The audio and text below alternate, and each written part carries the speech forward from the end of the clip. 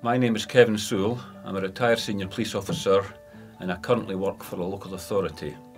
I have several years' expertise in emergency planning, both in the police at senior level and in local authority.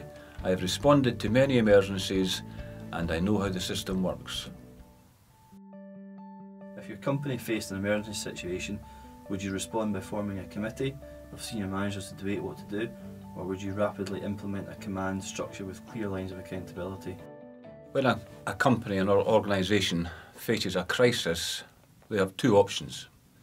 They can form a committee and make group decisions, but there are problems with that, or they can implement a strict command and control process which provides clear leadership and, more importantly, clear roles. If you go down the route of organising things by committee, then you'll end up with lots of people wanting to make lots of decisions.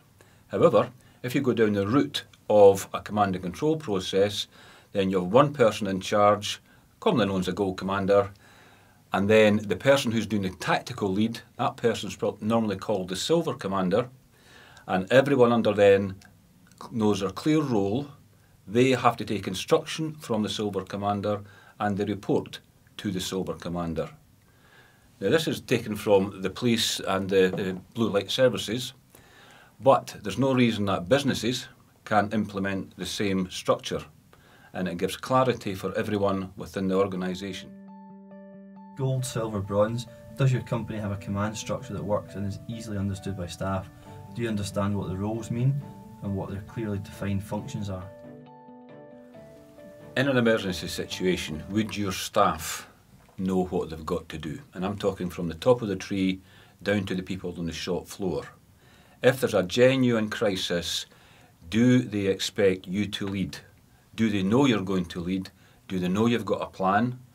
Do the people in middle management know you've got a plan and know how to implement that plan?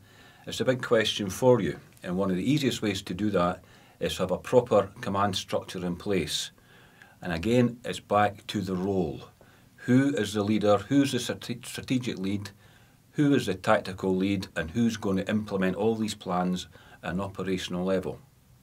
Now, if you do not have plans, then you're left responding to an emergency with people thinking off the top of their heads, and that is where things go wrong.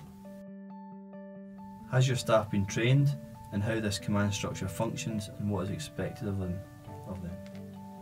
One of the advantages of having a proper structure in place is that you will have trained your staff.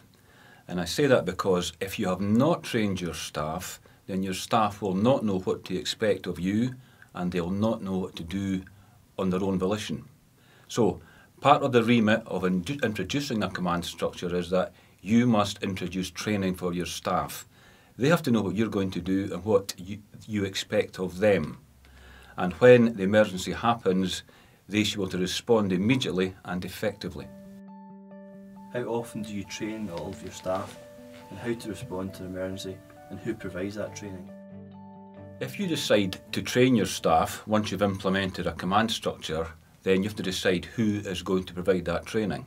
Now, you can train people in-house, which may work, or you can invite people from out with to come and look at your business, give you advice, give you proper advice on your command structure and how it would work, and then you may ask them to provide training to your staff. The advantage of that is you have people from without the organisation looking in. People who are within the organisation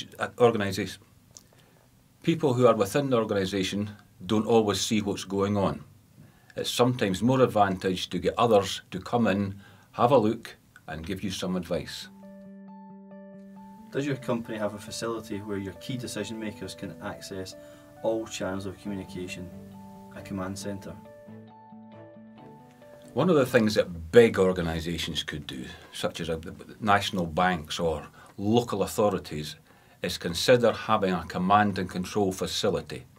And by that I don't mean anything fancy, I mean a dedicated room or suite of rooms where during an emergency that becomes the hub. And it's not full of clutter, it's a dedicated facility. And once you've got that, the gold commanders, silver commanders can go in there and receive all the communications they need to, get all the advice they need to, formulate their plans, and then give instructions. But to have a dedicated facility is key to the whole process. Does your company network with the key people in those agencies that are likely to impact your business during an emergency? Understanding that there's a network could save you time and money. One of the big opportunities for local authorities and big companies is to develop a network with those who will respond instantly to emergencies. And by that I mean the blue light services. Does your company liaise with the local police commander? Does your local authority liaise with the local fire commander? The advantage of that is in a real emergency, you've got someone you can phone. You don't have to go through a control room or a whole process. You've got the man or the lady with the answers at the end of your phone. It's important that you develop a network. And by developing this network, you develop relationships. They know your first name, you know theirs, and once you know them, you're entered into their network. Your relationships grow and your sphere of influence grows. Do you understand the difference between business continuity planning, emergency planning, and contingency planning, and how they may function within your business? During the emergency, and particularly if you have a plan, you may have three considerations. The first is business continuity. Do you have a business continuity plan that will ensure your business will function no matter what happens? The second thing to consider is an emergency plan. Now, emergency plan is looking at the bigger scale and its influence of what's going outside, like a major flood or a major snowstorm. How is it affecting your business from within? The third thing is, if you've got business continuity plans and emergency plans, what if the unexpected happens? What if they go wrong? And for that reason, you may wish to develop contingency plans. Contingency plans deal with the unexpected.